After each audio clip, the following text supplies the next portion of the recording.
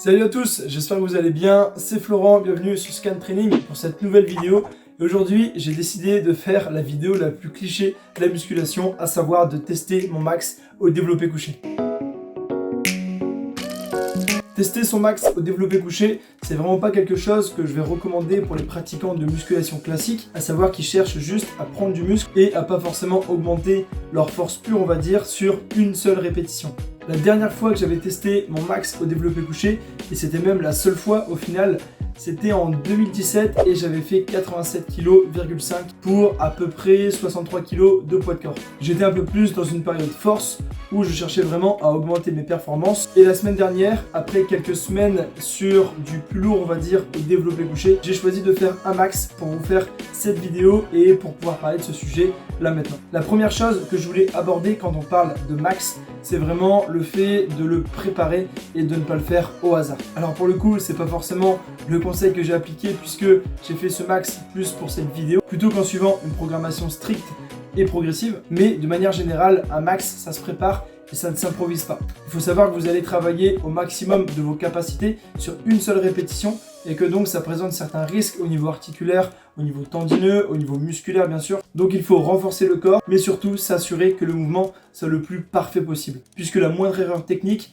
elle peut rapidement causer des blessures et ça, c'est vraiment ce qu'on veut éviter. Ensuite, quand on fait un max, l'objectif c'est vraiment de s'échauffer intelligemment et surtout de savoir comment monter ses barres petit à petit pour arriver ensuite à faire une répétition, sa répétition la plus lourde possible. Et bien souvent, l'erreur, ça va être de ne pas assez s'échauffer ou au contraire de trop s'échauffer, notamment sur sa gamme montante, c'est-à-dire sur le nombre de barres et le poids qu'on met petit à petit pour monter jusqu'à son ARM. On a généralement tendance à faire beaucoup de répétitions barre à vide, puis on peut faire 10 répétitions à 40 kg, 10 répétitions à 60, 10 répétitions à 80, et ça c'est beaucoup trop fatigant, et surtout vous ne vous mettez pas dans des conditions de performer sur le plan nerveux, on va dire. Car après un bon échauffement articulaire et musculaire, le but sur le développé couché, c'est vraiment de monter assez rapidement avec assez peu de barres au final, et sur des séries assez courtes, pour essayer vraiment d'envoyer de l'influx nerveux et se préparer au type d'effort que vous allez avoir à faire sur votre max, donc votre série de une seule répétition. Si vous commencez à faire des séries de 10 répétitions en montant le poids progressivement, en fait vous allez surtout bien vous échauffer musculairement, mais nerveusement vous ne serez jamais dans les conditions dans lesquelles vous allez être pour faire votre max. Quand on fait un max, quand on a la barre la plus lourde possible pour soi à bout de bras, vous allez voir, ça demande beaucoup de gainage, de la concentration, le fait de ne pas se précipiter et surtout le fait d'envoyer un maximum d'influx nerveux, d'énergie et d'intensité, on va dire, lorsqu'on est en bas de la répétition pour pousser le plus fort possible et mettre toutes les chances de son côté de passer la barre. C'est vraiment différent de faire des séries classiques pour seulement prendre du muscle, on va dire. Je vous mets directement un petit modèle d'échauffement que je vous conseille si vous avez par exemple un max estimé autour de 100 kg sur la manière de comment je vous conseille de vous échauffer, à savoir après l'échauffement articulaire et musculaire encore une fois. Alors comme vous le savez sûrement, si vous avez suivi les précédentes vidéos, j'ai à peu près 15 répétitions à 100 kg en termes de performance sur une série. Et donc mon max il devrait tourner théoriquement aux alentours de 135-140. Mais bien sûr, comme dit, ça c'est la théorie. En fonction des profils, on va être plus ou moins fort en endurance musculaire, on va être plus ou moins nerveux, on va pouvoir être plus ou moins fort sur des séries longues ou des séries courtes. Et clairement, bien qu'étant assez nerveux de base, je pense être clairement plus fort en force endurance qu'en force pure.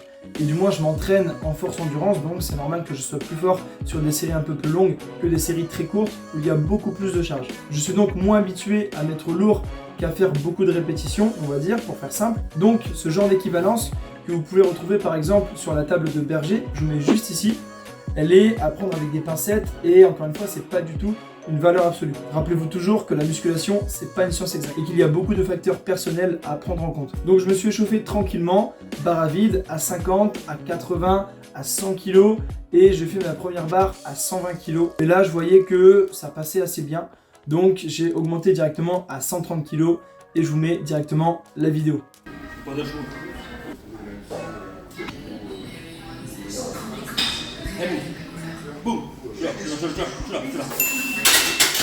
La barre à 130 est plutôt bien passée. Alors il faut savoir que je lève un tout petit peu les fesses, comme je l'avais expliqué dans un précédent vlog que j'avais fait en salle. Vous pouvez d'ailleurs le retrouver juste ici en cliquant dans les fiches. Si le sujet vous intéresse, j'avais expliqué le pourquoi du comment pourquoi je levais un petit peu les fesses plutôt que de les laisser vraiment dans le banc. Donc forcément on a un petit peu plus de force puisque c'est quelque chose qui n'est pas autorisé en compétition de force. Mais comme ce n'est pas mon objectif et qu'au final je suis habitué à travailler avec les fesses un peu levées du banc, c'est comme ça que j'ai effectué mes répétitions. Comme vous l'avez remarqué également, je ne travaille pas à la claque, c'est-à-dire en posant la barre sur la poitrine en position basse avant de repartir pour faire ce qu'on appelle un départ arrêté, puisqu'encore une fois, je ne suis pas powerlifter, je ne fais pas de compétition de force athlétique. Toujours est-il qu'il y avait encore un petit peu de marge après 130 kg, donc j'ai décidé de passer à 135 et voici donc la vidéo.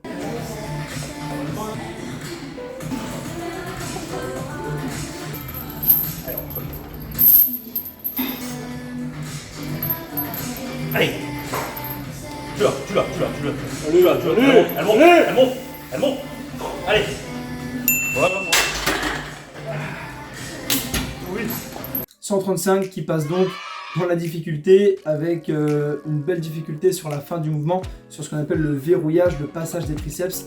C'était normal, c'était prévu, mais en tout cas j'ai bien forcé et je suis plutôt satisfait de cette barre qui au final est un record pour moi puisque je n'avais jamais mis cette charge sur une barre de développé couché. Si on devait maintenant parler un petit peu plus performance, une bonne barre au développé couché pour un pratiquant qui travaille vraiment sa force, ce serait de faire à peu près 2 fois son poids de corps sur une répétition. Donc c'est assez énorme, ça signifierait que je devrais faire à peu près 160 kg pour avoir un très bon développé couché. Bien sûr, encore une fois, je ne suis pas spécialiste du mouvement, mais je pense que arriver à 150, ce sera déjà plutôt pas mal. Et là, on pourra dire que je suis un pratiquant avancé sur ce mouvement. Je le répète, mais mon but, c'est avant tout de prendre des pecs et de ne pas seulement progresser en force sur le développé couché et sur tous les autres mouvements d'ailleurs, même si bien sûr, la force et la masse musculaire sont intimement reliées. Mais en tout cas, ça fait toujours plaisir de voir qu'on peut déplacer cette charge-là sur une répétition au développé couché. On arrive maintenant au bout de cette vidéo. En tout cas, j'espère qu'elle vous a plu, qu'elle a pu vous motiver, peut-être pas à tenter votre max, surtout si vous ne l'avez pas préparé au préalable ou que vous n'êtes pas habitué à faire du développé couché en série assez courte, mais en tout cas à progresser tout court au développé couché. N'hésitez pas à me dire vos max en commentaire, je serais vraiment très curieux de les découvrir et ça me ferait plaisir d'échanger avec vous là-dessus. Likez bien sûr cette vidéo si elle vous a plu, n'hésitez pas à la partager et surtout, comme vous le savez, à vous abonner tout en activant la cloche de notification pour ne pas rater les prochaines vidéos. C'est tout pour moi, je vous souhaite de bons entraînements et nous on se dit à très vite. Salut tout le monde!